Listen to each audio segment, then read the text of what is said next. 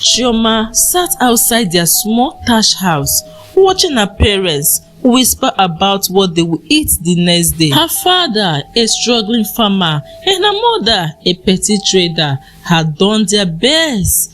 But life in the village was tough.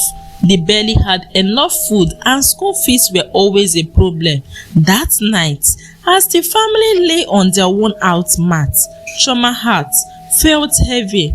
Tears rolled down her cheeks as she whispered, "Papa, Mama, don't worry. One day, I will make you proud. I will change our story."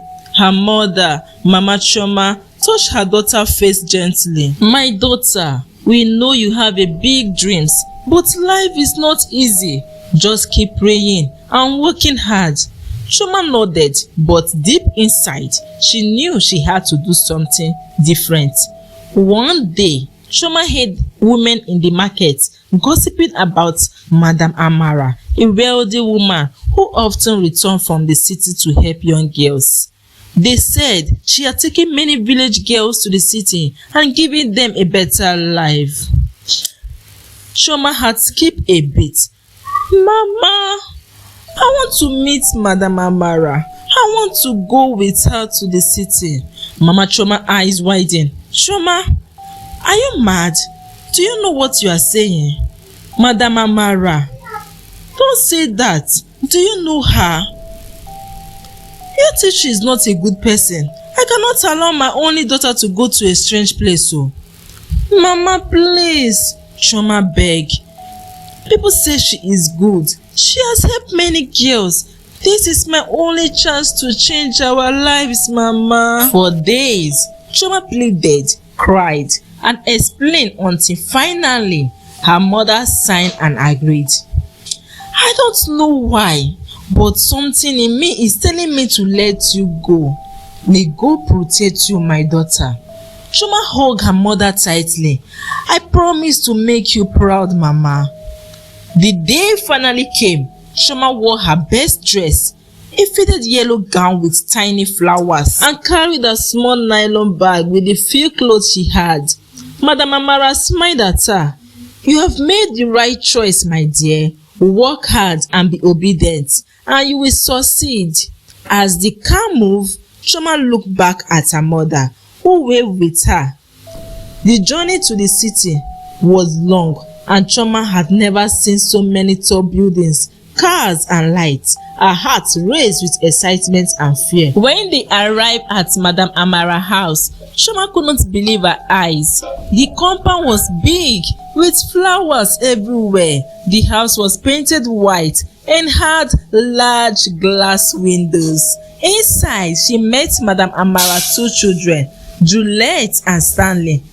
"This is Chioma." Madam Amara introduced her. "She'll be staying with us." Juliet showed her around and made her comfortable. Juliet folded her arms and eyed Chioma from head to toe. She did not look happy. "Okay, Mommy," she said reluctantly.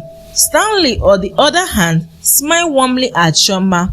"Welcome to our home," he said, his voice kind. Chioma felt nervous but managed a small smile. She could already sense that Juliet did not like her, but she had no idea why. Would life in the city be as easy as she had imagined? She was about to find out.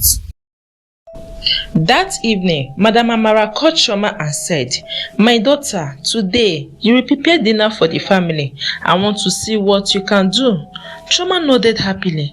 "Yes, ma, I will do my best." She went to the kitchen and started cooking. The aroma of the food filled the whole house. Even the housemaid came to check what was smelling so nice.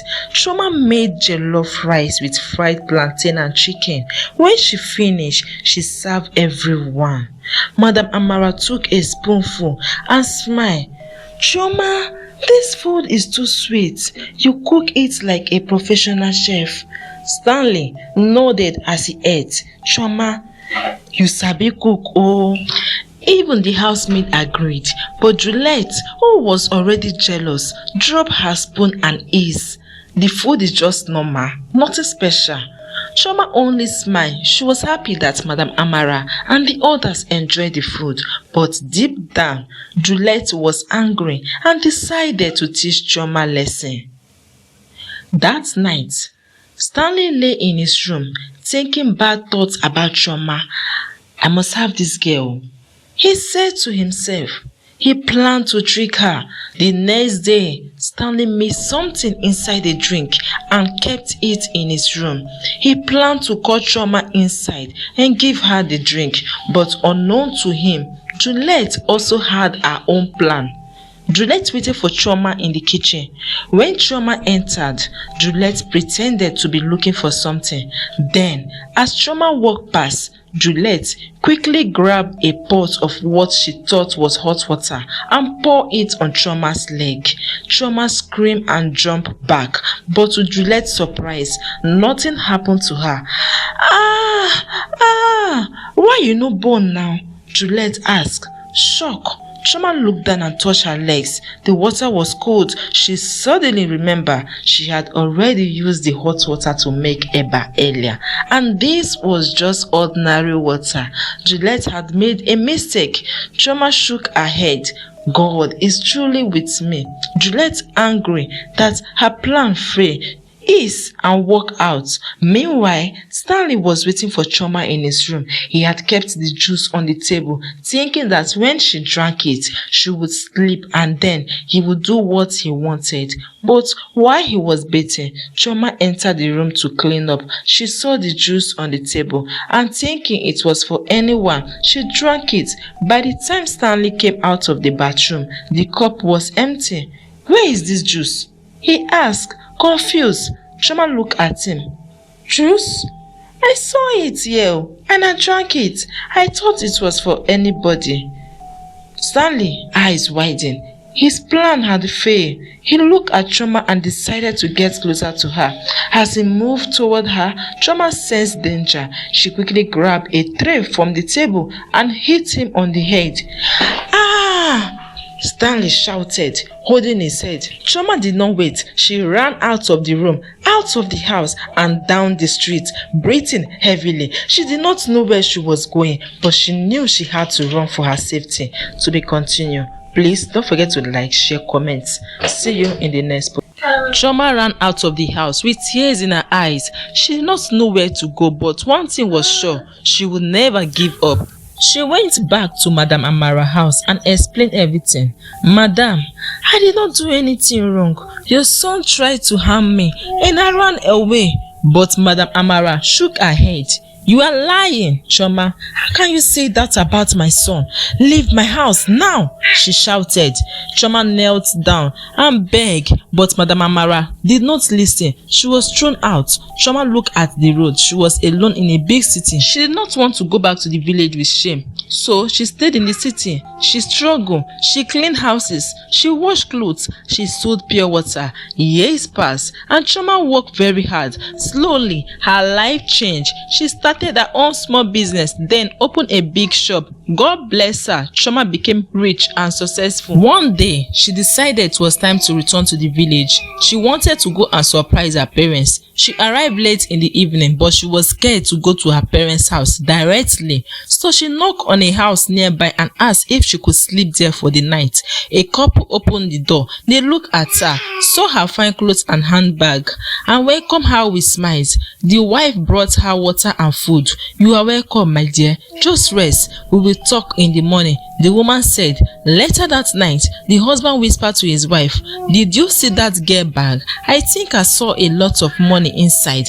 We cannot allow her to go. Let's do something. They agreed to blow sleeping powder on her while she slept. In the morning, they went close to look at her face again. The wife screamed, This is Chioma. The man dropped the bag in shock.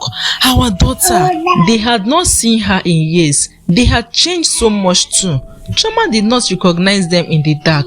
The woman fell to the ground and fainted. The man shouted and cried. People gathered from the village. The man stood up with tears. Please, forgive me. He cried. I was greedy. I did not know it was my own daughter. I have failed as a father. Chioma was shocked. Mama, Papa, she said softly, They all hug and cry together. The villagers cried too. That day, Chioma forgave them. She built a house for her parents and started helping other young girls in the village, just like Madam Amara used to do. Moral lesson: never give up in life, no matter the pain. Even when people disappoint you, God can turn your story around, and greed will always bring shame. Thanks for watching. Please don't forget to like, share, comment.